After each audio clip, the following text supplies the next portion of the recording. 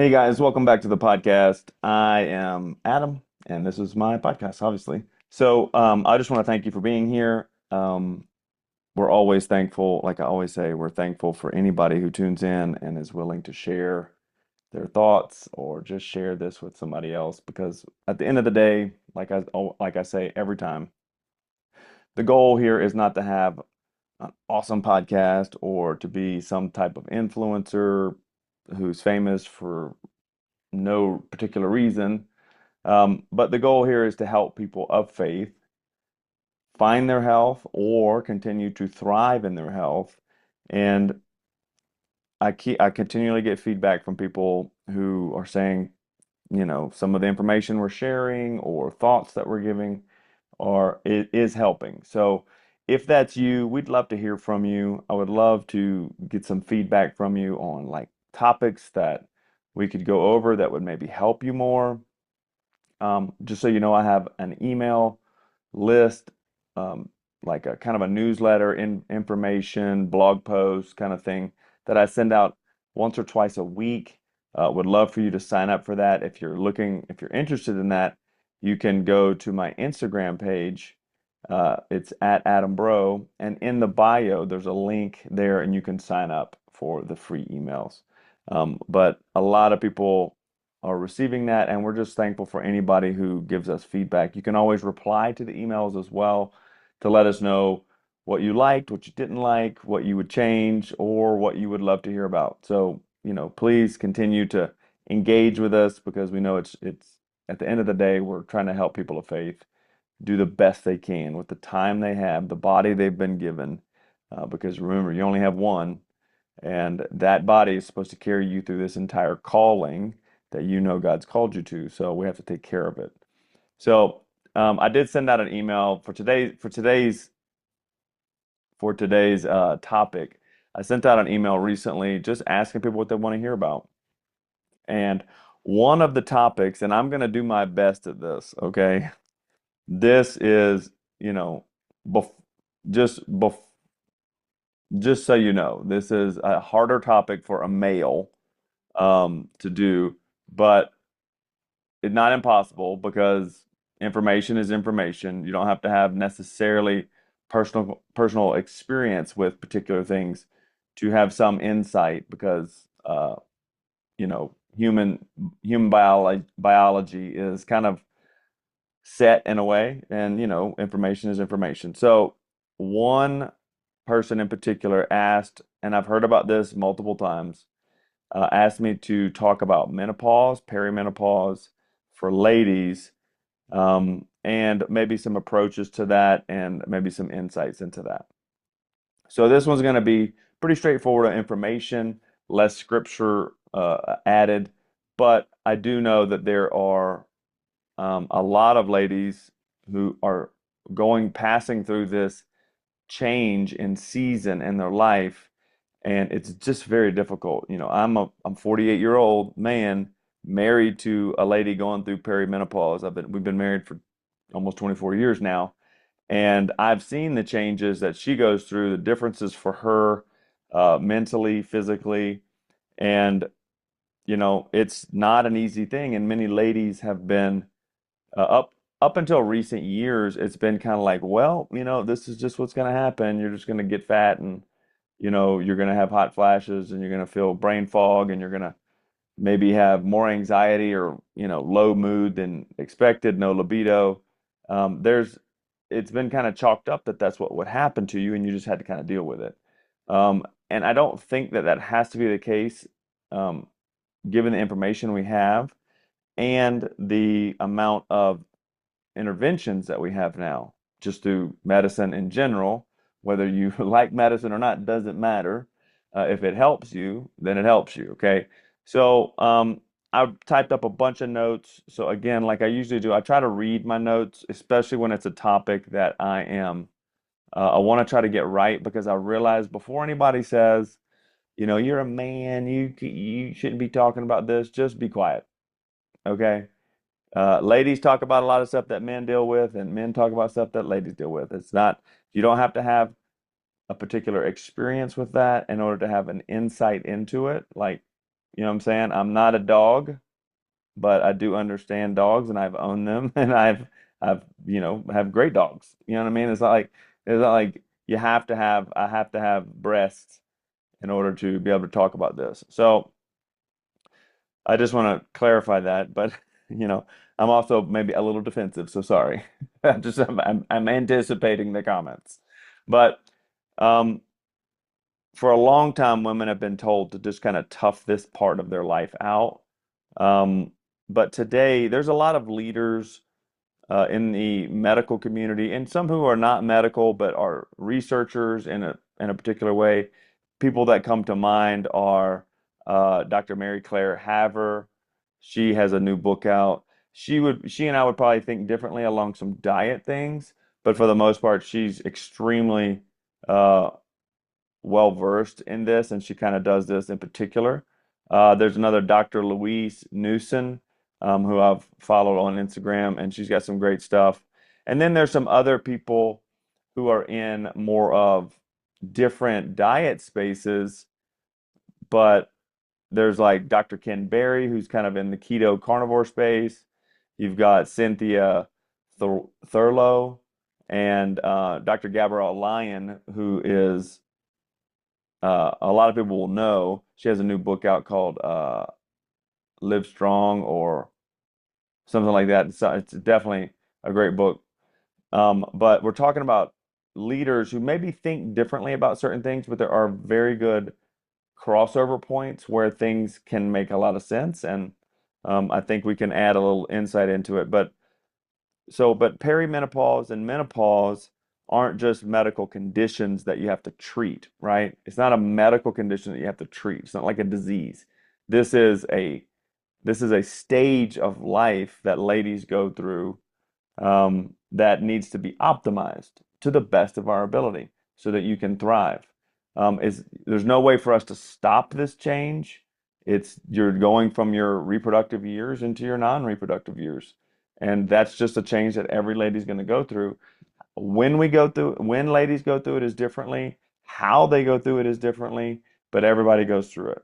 Every lady goes through it at some point. But with the right knowledge, nutrition, hormone support, movement, and mindset, these seasons can launch you into a healthier place than what most people would be in. So you don't have to just tough it out, but you can actually thrive in a sense through all this. So when it comes to menopause and perimenopause, um, we have to understand that this is when the body immediately is starting to lower estrogen and progesterone production, which is what helps you reproduce, right? Helps you make a baby. That's why your progesterone shoots up when you are pregnant or, when you're getting pregnant, whatever. So, but estrogen serves a vital role as well in a lot of other areas of your life. So, when these things start to happen, a lot of the symptoms um, that come from these shifts in hormonal balance are like you're more susceptible to insulin resistance, you're more susceptible to inflammation, muscle loss, which aids in insulin resistance, fat gain, especially around the middle, which muscle loss and insulin resistance help with, and then brain fog and low mood, and some ladies have like no libido at all. Um, so the big thing to realize is that what worked for you in your 20s and 30s for your weight, energy, and mood may not necessarily work for you the same anymore, given that your body's in a different stage, you're transitioning to a different stage of life. And you might be the same person, but your body is definitely operating at a different level. So we have to adapt to some extent with smart nutrition and, as part of your foundation. So these are some key points from different and I'm not gonna share like what I think you must do. I'm gonna share what most leaders in this space are sharing, and then I may give my thoughts around that, okay? And this is a first attempt at this kind of discussion. So I would like some feedback from any ladies. You can leave comments, or like if you're listening to it on Spotify, I know you can leave comments, or you can email me directly or whatever you want. Just be nice. Okay.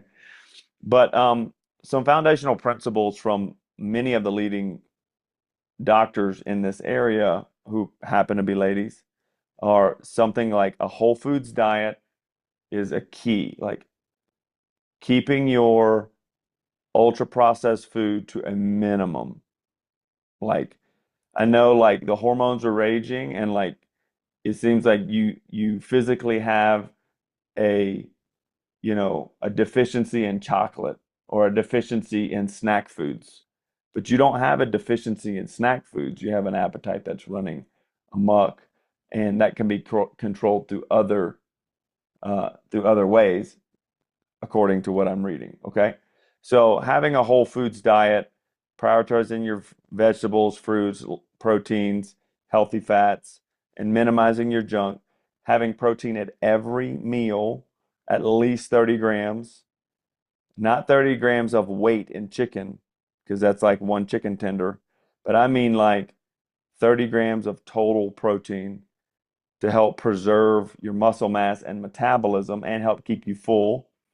Um, 30 grams is like, 150 grams of uh, weight of chicken, you know, or 150 grams of steak, whatever. A lot of people say you need a higher fiber intake to help stabilize your blood sugar and support your gut. I don't think, I personally don't believe that having higher fiber helps stabilize your blood sugar. Eating lower carbohydrate stabilizes your blood sugar just fine. But hydration is a big point, but limiting sugar and refined carbohydrates that aid in fat gain, especially if you're in a place where you're already losing your muscle mass and you are already insulin resistant, adding more carbohydrates to the diet in the form of just processed sugars and junk is only going to exacerbate the situation. So I know that maybe emotions are running a little bit crazy, but we have to also think through like what are the ramifications of what I'm doing. So some newer insights from maybe some of the keto or carnivore guys, and these are people who are a bit on the fringes because there's not enough studies around this yet, but there's enough uh, there's enough anecdotal information, which I know people are like anecdote. If you get into the comments on something, that's an anecdote. Yeah, but observation is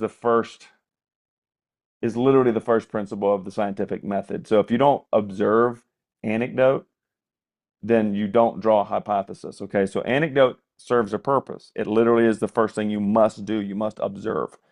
Um, so guys in the lower carb, ketogenic, even carnivore space, um, would use those types of eating patterns, lower carbohydrate intakes, higher protein, higher fat to stabilize blood sugar, to reduce cravings and appetite swings, maybe to improve mental clarity and mood because you are functioning more on ketones rather than on glucose.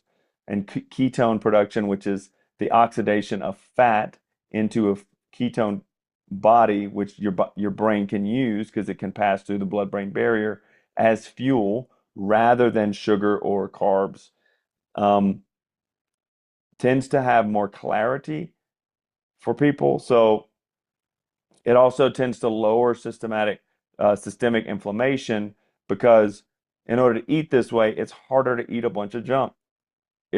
Most junk has a lot of stuff in it. It's like mainly carbs and fats and processed and refined stuff.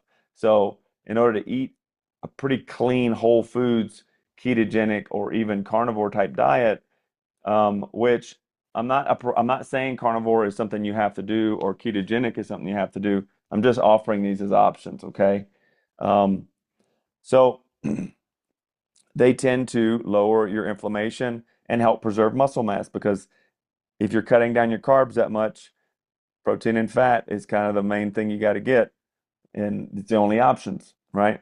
So low carb doesn't necessarily mean no carbohydrate, but it does simply mean like focusing on nutrient dense foods. And if you're going to get your carbohydrates in, you get them from like berries, low glycemic fruits, leafy greens, and other vegetables. Some women thrive. Um, some women do better with maybe having lower carbohydrate days, um, when they're not working out, and then maybe a little bit more carbohydrate on the days they do work out. That might support your thyroid a little bit. Um, but the simple place when it comes to nutrition is we have to make sure that we're prioritizing protein. We're making sure we're getting plenty of good fats because fats support your hormones. Okay. Even though fats were demonized for so long, fats from animals and from like olives and stuff like that, butter, really support your hormones because that saturated fat, that cholesterol in there is um, what your body is, that glycerol backbone from your triglycerides and everything else is what your body's using to create hormones. So if you're constantly eating a really low fat or not even paying attention to your fat intake and it's really low, then you may be causing problems there as well. But eating particularly on like just cutting out your junk, making sure you're prioritizing your protein, is probably your best option. And then keeping it lower carbohydrate. If you have a lot of weight to lose already, if you're like already in menopause and you've put on a bunch of weight, going lower carbohydrate is going to help you quite a bit because we want to get into that place where you're burning body fat as fuel when you're not eating rather than starving because you need, a big carb fix. It's called metabolic flexibility. So basically, you're teaching your body through a low carbohydrate diet to burn fat, the fat you eat, and your body fat much more easily as fuel rather than having to you're eating, higher carbohydrate at every meal, and then it takes a long time for your body to realize, oh wait, there's no carbohydrates coming in, so we got to switch over to body fat for fuel. It gets a little bit that can be a little bit tricky, and eating higher carbohydrate tends to drive hunger a little bit more, which if you're eating more than you need to eat, you're going to put on more weight than you need to put on. So there. So the next thing is So first thing is make sure your nutrition's on point. If you're going through this, make sure you're prioritizing your protein, cutting out the junk to the best of your ability. Um, if you can go low carbohydrate, do that. If not, just make sure you're getting your carbohydrates from good sources, fruits, veggies, and whole foods, not from cakes, cookies, pies, Snicker bars, etc. The second thing you have to focus on according to what I'm reading, is we look at some options like hormone replacement therapy. These are relatively new, but they're getting better and better every day. So, according to some of the doctors we listed before, Dr. Newsom and Haver, menopause is essentially a hormone deficiency, and replacing lost estrogen, progesterone, and sometimes testosterone can relieve your hot flashes, your night sweats, or insomnia. It can protect your heart and bone health, which is extremely important.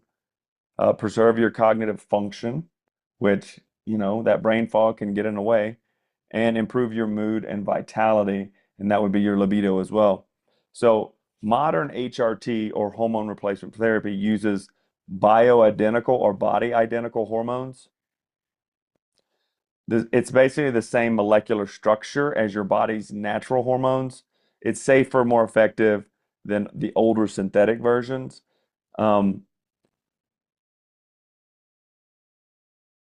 I will say there's a lot of taboo around this, but I I push my clients to be on this. Like I have a particular client, she is in her 60s. She's doing really well. She eats a low carbohydrate diet. She started working out with me about 2 years ago, and She's put on a bunch of muscle mass and she felt pretty good.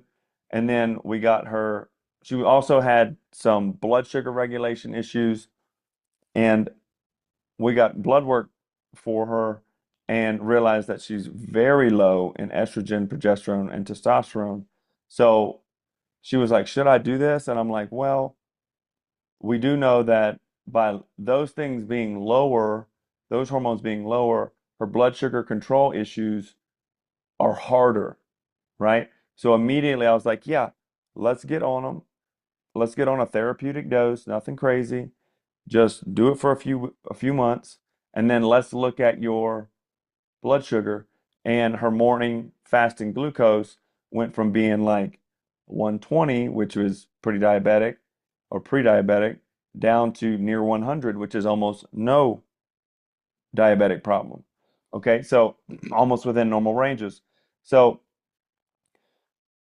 by using hormone replacement therapy, you can offset a lot of the other issues you may be running into. So we know that insulin resistance, loss of muscle, and loss of muscle and body fat accumulation are all connected, right? You start losing muscle because your estrogen actually really protects your muscle mass. It also helps you with your libido. So if your estrogen gets really low, um, you have no libido. Also, it helps to protect your, it helps you much more. Estrogen helps ladies to be much more metabolically resilient than most men. But when it starts to drop, that's when things start setting off. Okay, so what happens is your muscle mass starts to lower. You you're not transporting glucose quite as well because you have less muscle mass. You're eating the same way or worse because of the hormone, um, because of the flare-ups you might get. And so you're eating more with a lower metabolic rate because your muscle mass is lower, and because your estrogen and progesterone are lower, you're not you're not pushing the carbs and glucose into the muscles as efficiently, which is just going to exacerbate the insulin resistance and fat gain, right? So we can stave off a lot of that by just supplementing with HRT, with bioidentical hormones, okay? Now there's a lot of fear around these. The old fear around this was like breast cancer, which was dramatically overstated. This and on very flawed studies, modern bioidentical estrogen does not significantly increase breast cancer risk in most women. Now, maybe if you have a history of breast cancer or cancer in your family, you need to talk to your doctor about those things. The overall health benefits of bone, heart, and brain often far outweigh the risks for women starting hormone therapy in their 40s and 50s. Okay. Same thing with guys, and I'll do an episode on this. I'll do an episode on hormone replacement therapy for men and women and some of the taboos around that. But there's a lot of there are some risks associated with these things, but those risks are so much lower than the obvious risk of being severely undermuscled, overweight, chronically fatigued with brittle bones and osteoporosis, right? Like those are the things that kill people, kill a lot of people every year, actually.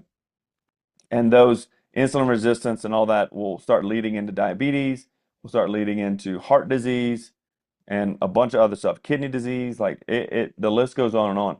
So if you can just stave some of that off with a prescription, sign up. Where do you sign me up? You know what I mean? Um, so so Dr. Haver's advice, which she's probably the most well-known one, she says she says don't make your entire decision based on outdated fear. Get the facts and advocate for yourself. So I'm the same. I believe the same thing. I have some male clients who are on testosterone. I have women clients who are definitely on it, um, or on hormone replacement therapy, and it's not 100% a quick fix, but it definitely makes the situation better. Okay. So maybe a practical approach. There is a transdermal estrogen, which is like a patch, a gel, or a spray. There's micronized progesterone, um, which can help protect your, uterus and stuff.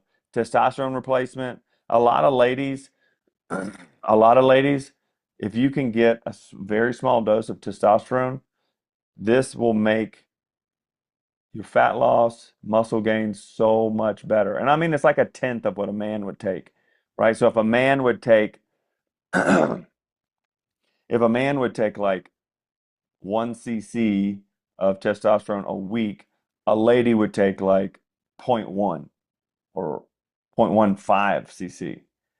So very low doses. And some ladies will be like, well, I don't want to get a bunch of muscles. You will not get muscles. You will get more muscles than you have, but you will not look like a man, right? And to be honest with you, you'd rather look a bit more muscular than look like, you know, a pear. So those fears are so outdated, and those are just fears stopping you from doing the thing you need to do, right? So there's a lot of options. Your doctor can customize doses for you. Your doctor, and work with a doctor who wants to help you. Don't work with a doctor who tells you everything's okay when you come in and but not everything's okay. All right. Like I've had clients go in and the doctor's like, and um, oh, I've even gone in and the doctor was telling me your numbers are in the right range. They're in the normal range. So you're okay. But I'm like, dude, I'm like emotionally a wreck, brain fog, and my libido is in the tank, right?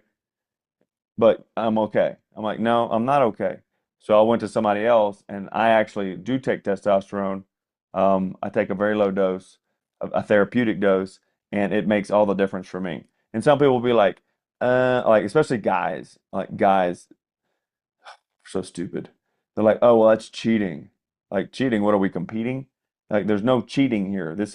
I'm trying to figure out the best way to help my life thrive so that I can keep doing what God's asked me to do and be the best dad, the best husband, and the best friend, pastor, coach that I can be. And if that means I need to take a prescription that might be taboo for other people, well, they can just get over it because that's what happens with guys, though. They'll see, like, if I post something on Instagram and if you look are in better shape than somebody else, then their insecurity says that you're cheating, even though they're not willing to do the work that you would do, even though you did take uh, testosterone.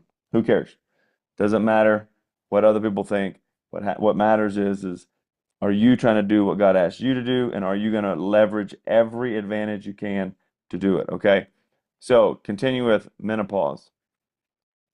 Movement is medicine. It's like the midlife multiplier, okay? Exercise in your 40s and up goes from trying to like look so fit and like get into your bathing suit, and it literally turns into life or death, okay? So movement is about burning calories. It's about building your resilience, right? This is about fortifying your body. Your body's going through a big change in menopause, and it's not a change that's going to make you stronger. It's a change that, if left unchecked, will make you weaker in the long run. So you have to combat that. Okay. So we preserve muscle and strength through strength training. Strength training also boosts our insulin sensitivity, which, remember, that was an issue. It strengthens your bones and supports your mental health. Um, the things you should be doing, like the things you must be doing. If you're in menopause, perimenopause, you need to be strength training, lifting weights, heavy weights. I don't mean your 5 pound weights, which are lighter than your purse. I mean real weights. You pushing yourself. Like, you should be doing somewhere between like 5 and 10 repetitions on something And when you get to the last one, it should be struggle bus. You should be pushing your muscles, okay? So strength training at least 2 times a week with lifting weights or bands or body weight exercises, but something that pushes your muscles and bones to adapt. Then you need some cardiovascular exercise, brisk walking, cycling, swimming, um, even jogging from time to time, doing sprints. Sprints are actually really great for, especially for your brain and your bones. They say about 150 minutes a week. So if you think about it, that's, you know, if you're briskly walking, that's pretty easy to do. You know what I'm saying? Like you could briskly walk for an hour and you're halfway done, right? But the point is to get plenty of movement. Flexibility, balance training. I'm not as much a fan of like flexibility. I don't think flexibility has anything to do with longevity. I think that if you're lifting weights, I've found this to be true. If you're lifting weights and you're getting full range of motion, you're not cutting your range of motion short. You're doing deep squats. You're doing, when you do your lunges, you touch your knee to the ground. When you do your overhead presses or chest presses, you're letting the weight stretch your muscles. If you're doing some type of pulling, you're letting it stretch your muscles out. That stretching right there under load is just as effective as any yoga class. I don't care what anybody says. And the strength you gain from lifting weights helps you with your balance. If you run, do sprints, or ride a bicycle, or anything like that, that'll take care of a lot of your balance and mobility issues. But if you like yoga or something like that, do it. But you need at least 2 strength training sessions a week, focusing on your full body. Don't go in and just do the exercises that you feel comfortable with. Find a coach, find somebody. The best, find a coach. The people who are serious about this, they find somebody to help them, somebody to create the plan for them, and then somebody to keep them accountable. If you're not serious about it, fine. Go in and just do some curls and, try to get rid of the jiggle on your arm, and that'll be great. But if you are serious, you need a coach. Okay. And then we're brisk walking or cycling about 150 minutes a week. Exercise is essential to feeling strong, sleeping deeper, and managing the stress in your menopause. Okay. Some of the best benefits from strength training and exercising in this way is simply that you're tired and now you sleep better, right? Like you just sleep deeper. Okay. And that's super restorative. Um, the things you're not trying to do during menopause is try to do cardio to lose a bunch of weight without strength training. Doing HIIT classes, like spin classes, like really intense stuff without strength training and making sure you're prioritizing your protein. All you're doing there is you're just burning out your muscle mass, increasing your stress hormones, which you got plenty of right now, and then consistently banging on that stress button that you've already got pressured, pressed down because you're not sleeping as good, you got hot flashes, and your mood is not great, right? You don't need chronic cardio. You need lifting weights, you need some sprints, and you need long walks in the sun. That's what you need, okay? Number four. So the first one is nutrition based off whole foods, lots of good protein, some good fats, low carb if you can handle it. Second one is look into hormone replacement therapy. It is an advantage that our predecessors did not have. Okay. Number three, movement is your next best medicine, right? You got to lift weights. You got to go for walks. You got to stop going to yoga class and thinking you worked out. You didn't work out. You didn't increase your bone density. You might have got a little more flexible, but that's all you got. It didn't help anything to do with your menopause. Okay? And number four, sleep recovery, your hormone reset, or these are your hormone reset tools: sleep, stress, and recovery. Okay, so sleep is the ultimate hormone rebuilder. Midlife insomnia is like rampant, and it doesn't help that everybody's on their freaking phones in the middle of the night, or you got a TV in your bedroom. Two of the things that, if you want to sleep better, and this just goes for anybody, if you want to sleep better, get rid of the TV in your room. Just get rid of it. You should not have a TV in your room, and then in your bedroom, and then get off your phone. Don't watch videos to go to sleep, or don't scroll before you go to sleep. Read a book. Like, one of the things that has changed my sleep, so I use the Aura Ring, tracks my sleep. Just reading instead of like watching like a, and a kind of an ASMR video on my phone to go to sleep, my sleep scores improve dramatically and I feel better. My brain is functioning way better. And, I teach about sleep all the time, but everybody's trying to get better. But your getting sleep right is going to help a lot with treating your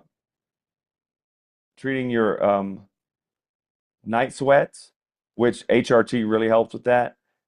But and then you dial in your sleep hygiene, mind your evening food and drink, avoid heavy meals, alcohol, or caffeine that are at late at night. Like these are things that I think really do work well. Don't eat a giant dinner, avoid alcohol, after sunset, probably, and then don't have caffeine after like 2 or 3 in the afternoon. And if you're really sensitive, don't have it past, noon. Those things alone will change the way you sleep. So one thing that, if you want to try it, if you're gonna have 3 meals a day, this is what I've been trying to do is eat breakfast like a king, eat lunch like a prince, and dinner like a pauper. So that means have a bigger breakfast, all protein focused, bigger breakfast, medium lunch, smaller dinner. Go to bed slightly hungry, so because you're going to eat a big breakfast in the morning. And what will happen is your insulin sensitivity will come up, and then you'll have your biggest meal when you're most insulin sensitive. And then if it's protein focused, you're going to be nice and full, and you're going to have less cravings throughout the day. But what that's going to do is it's going to help you to sleep deeper at night and wake up feel more refreshed. Okay. If you have a big meal right before you go to bed, your heart rate is slightly elevated because you're digesting. So it takes longer for you to get into your REM sleep, and then even longer to get into deep sleep. So it just delays, it's called latency. It just delays the process of getting into those really restful states. Okay. So, like high stress really wrecks your sleep, metabolism, mood. So things that you should do to try to help restore and avoid so much stress is maybe learn breath work, maybe some type of simple exhale focused breathing. Sometimes people do box breathing. You can look these things up. You go for a walk when you do get stressed, go for a walk in nature. Nature seems sunshine. Nature seems to really kind of de-stress really well. Gentle stretching, even a small bit of yoga, which, like I said, I'm not a fan of yoga. Um, Prioritize joy and community. So maybe laugh rather than when you're stressed, freaking out or drinking your stress away. Maybe watch a rom-com. Maybe watch something that makes you laugh. Maybe, look up jokes. I don't know. Find a way to lighten yourself. I find listening to worship music and prayer helps me a lot. Just letting it go. You know what I'm saying? But sleep, de-stress, and recovery are huge because sleep is a biological imperative. And if you're making choices that are already wrecking your sleep and now you're in menopause, you're just you're just chronically fatigued. And so your body never really catches up. And you put on top of that this change, and it's just very difficult, okay? It's just you're burning the candle at both ends. Okay, so maybe here are some common midlife symptoms, and maybe some solutions that we or some. Okay, we're going to kind of go overview. Hot flashes and night sweats are pretty common. HRT is really the gold standard for helping mitigate those. You can have some like cooling strategies. Magnesium helps you to sleep. It helps your muscles to relax. Um, you know, Focusing on breathing techniques helps you as well. Lower carb eating stabilizes your blood sugar, so that may ease some of the severity of some of those hot flashes and night sweats. Mood swings and anxiety. Exercise and HRT help with these. They kind of work together because you if you get a release of endorphins from your exercise, a little bit of dopamine hit from the gratification of having done something difficult, and then you're supporting that with your hormone replacement therapy, much easier. So for mood swings and anxiety too, high protein, anti-inflammatory diets, something like lower carbohydrate, they improve your neurotransmitter balance, which really many people who go on like a keto or even a carnivore diet, they say that like their anxiety and depression either went away or really severely diminished. And I think it has to do more with the fact that um, this neurotransmitter balance is better, and using ketones for fuel tends to add clarity, which clarity can really kind of push down that sense of anxiety of not really knowing what's going on, or you're kind of floating through life. Um, I have that. Like I'll get anxiety when I'm not really sure what the heck I'm supposed to be doing. Um, but when I fast or I'm really dialed in on kind of a low carb diet, my sense of clarity and presence is much higher, and I don't deal with anxiety nearly as much. Brain fog as well is a big symptom.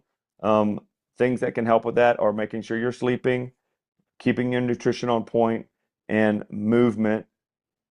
Those things fix most of your brain fog, okay? Um, a keto or low carb diet eating can enhance mental sharpness as well for most women, and prioritizing omega 3s, like in the form of cod liver oil and B vitamins, helps a lot as well. So weight gain is a big symptom as well of that, what they call it, the meno belly, menopause belly. Um, So some things to help with that are strength training. Obviously, strength training is not going to make you lose weight. What it's going to do is it's going to preserve your metabolism so that you're not gaining weight quite as quickly. Okay. Higher protein, lower junk in your diet will help make sure that you're keeping your hunger signals under control and you're keeping your calories in check as well. You can't just eat when you feel like eating. You have to have some way of controlling and restricting your diet in some way. Okay. Like the only way to lose weight truly is like the first pillar is a calorie deficit, making sure you're not eating too much. Now, prioritizing your protein, healthy fats, and lower junk helps regulate the hunger hormones and your satiety signals, which helps even more. Okay, so you're not like white knuckling the diet, but you're just not hungry. Okay, so that helps a lot. Um, Also, with weight gain, you need to realize like there's a lot of things working against you in this area, so you need to be patient. So be consistent with these things. Don't let the scale determine your happiness for the day. Let your happiness come from knowing that you're doing the things you need to do to thrive and do what God's asked you to do, okay? There's also, this is a little weird for me to say, but there's also the issue like when you're in menopause and stuff, you start having when if you're married, you're having intercourse, there can be some issues there like with vaginal dryness, stuff like that. So or libido problems. Testosterone definitely helps with that. Estrogen helps as well with that. Um, but making sure you communicate with your partner about where you are and issues you may be having, sexually, like either drive or, sensations, might be more difficult in the like, because I know of other couples who are in this area and, they just sometimes it just hurts because she's she's postmenopausal, uh, vaginal dryness makes things more difficult. So using lubricants, don't be taboo about all this stuff. Sex is sacred. You want and healthy sex is really good for your well-being, for your marriage, for your family. Like if mom and dad are happy together in that way, a lot of stuff goes better in the house. So be smart with this. Like take care of it. Talk to your doctor. Don't don't be embarrassed. Millions of people deal with this every day. Okay. So in conclusion, menopause doesn't have to be the end of like your thriving in life. It can also be the beginning. You're not broken. Your body is just shifting, and you have the tools to shift with it. Okay. Um, Whether you're adding hormone replacement therapy, shifting your diet to stabilize your blood sugar and insulin, or picking up the weights, um, getting real about your rest and focusing on sleep, or simply just advocating for better care for yourself, small steps stack up over time. So you want consistency over time and start stacking those wins. It's not one big shift all at once. So start with one area you're struggling in, or one area that is not too far of a change for you. Like maybe you've always exercised and you've been trying to exercise the fat off with cardio. Well, maybe let's shift that approach to something more like weightlifting and much more low intensity cardio, right? That might be a big shift. Maybe diet has always been something you struggle with. Maybe that's something you need to start with. Or just going to the doctor and getting your blood work done and getting your labs, seeing where you are on your hormones, and talking to your doctor about hormone replacement therapy, right? And whatever it is, start and then slowly work into these other steps, okay? Midlife can be a really vibrant time for you when you're wise, you've got a lot of experience, you got a lot to offer other people. You got a lot to offer the kingdom because you've lived so much. So it doesn't have to be, this can be a really strong chapter of your life. It doesn't have to be, you know, a greeting card that you're signing, get well, like you're just like signing off. Um, but this can be a really good time. But it requires you taking the wisdom and experience that you've had over the years and applying it to yourself as well, and really starting to take care of yourself. Um, so I think let me just encourage you if you're dealing with this, hopefully this is helpful. I really do hope that it's helpful. Um, but I don't think that this is a death sentence. I think if you can do a couple of these things, get your diet on point, focus on your protein specifically, talk to your doctor about hormone replacement therapy. If you've got issues with that or you've got some taboo feelings around it, take it to the Lord or and find somebody who's doing it and talk to them. Get your sleep in order, get your weightlifting in order, and making sure that you are de-stressing to the best of your ability. Okay? Um, if you can start handling those things, it's going to go a lot better for you. And be patient. All right? Hopefully you've enjoyed this episode. Um, I know a lot of ladies are dealing with this. I just want to encourage you. You're going to do great if you start now. Okay? It's never too late to start. It's always too early to quit. Start taking care of yourself now. We need you. Your family needs you. And I know there's hope on the other side of this transition. All right. So if you enjoyed this, I'd love it if you would share it with somebody. If you're watching this on YouTube, please leave us a comment um, and hit that subscribe and like button. If you're listening to this on your podcast uh, platform of choice, share it with somebody. Give us some feedback. We'd love it. Give us a 5 stars somewhere in the review. We would really love that. And uh, if you are struggling with this and you need help, you can always reach out to me directly. My email is Adam at AdamBraud, Braud.com. Okay. Or you can follow me on Instagram at AdamBraud on Instagram and shoot me a message. We'd love to chat. Okay. Have a great day. Talk soon.